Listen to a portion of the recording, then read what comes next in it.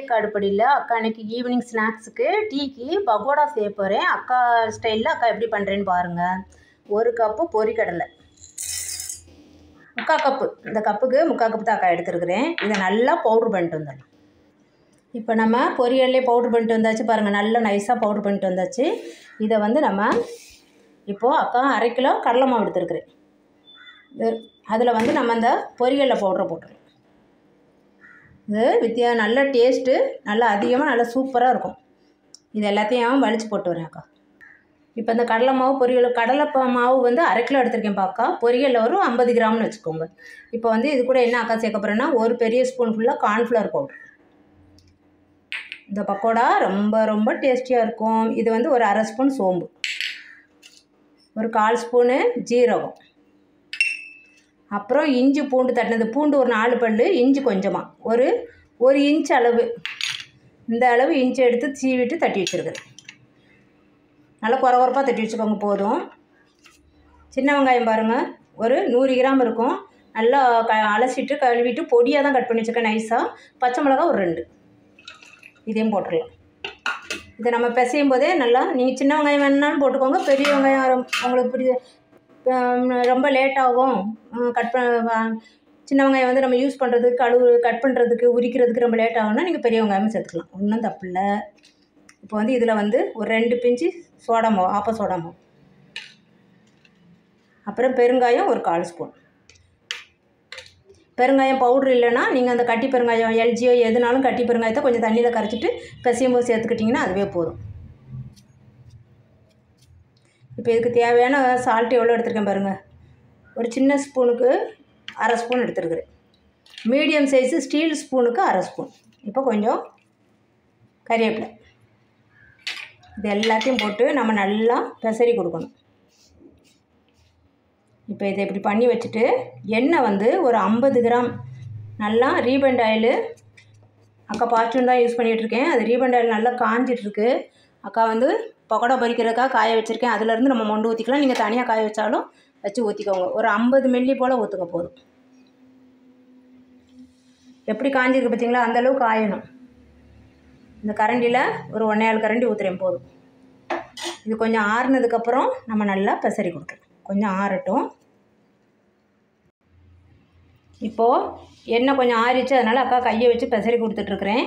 இது நல்லா பெசரி கொடுத்ததுக்கப்புறம் கொஞ்சம் தண்ணி தெளித்து பிசையணும். அக்கா தண்ணி தெளித்து பிசையும் போது இப்போ காமிக்கிறேன். இப்போ இந்த பவுல் அக்காவுக்கு பிசைறதுக்கு வாட்டப்படல, அதனால் இந்த பெருசாக ஒரு பாத்திரத்தில் கொட்டிக்கிட்டேன். நல்லா பிசைறி விட்டுட்டு எல்லா இடத்துலையும் நல்லா கலந்துடணும். அந்த சால்ட்டு எல்லாமே நல்லா கலந்ததுக்கப்புறம் நீங்கள் வந்து அக்கா இந்த 100 ml வாட்ரு வச்சுருக்குறேன். இந்த 100 ml வாட்ரு வந்து எவ்வளோ நம்மளுக்கு நம்ம பக்கோடா பதத்துக்கு எவ்வளோ தேவைன்னு பார்த்துக்கலாம். இது 100 ml தான். கொஞ்சம் கொஞ்சமாக ஊற்றி பிசைங்க.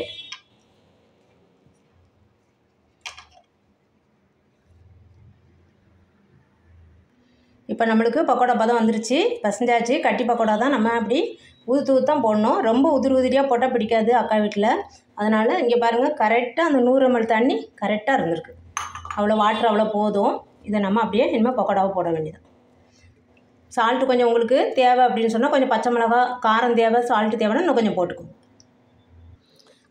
அப்போவே அக்கா ஆயில் வந்து சிம்மிலே போட்டுட்டேன். நல்லா காஞ்சிட்டு தான் இருக்குது. அதிலிருந்து தான் நம்ம மொண்டு ஊற்றினோம் இப்போ மாவு பிசையும் போது. இப்போ வந்து நம்ம பக்கோடா உதிரியாக நம்ம இப்படி எடுத்துகிட்டு உதிரியாக போட்டுடலாம். கொஞ்சம் கெட்டியாக போட்டால் தான் எங்களுக்கு பிடிக்கும் அப்படி எடுத்து சாப்பிட. ரொம்ப நாங்கள் ரைஸுக்கு தான் வச்சுப்போம்.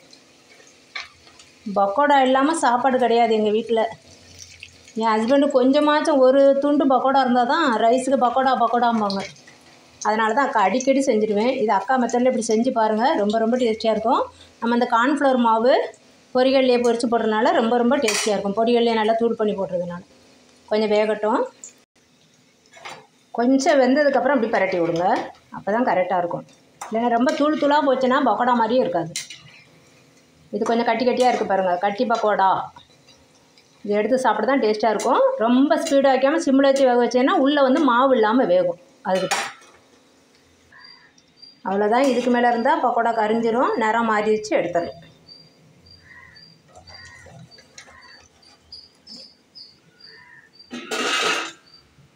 நல்லா மொறு மொறு மொறுன்னு டேஸ்டியாக இருக்கும். அக்கா ஸ்டைலில் இந்த மாதிரி செஞ்சு பாருங்கோ. ஒரு பக்கம் அடுப்பில் பாலை காய்ச்சி டீ போடுறதுக்குள்ள நம்ம மாவு பசஞ்சு கடகடன்னு பண்ணிடலாம்.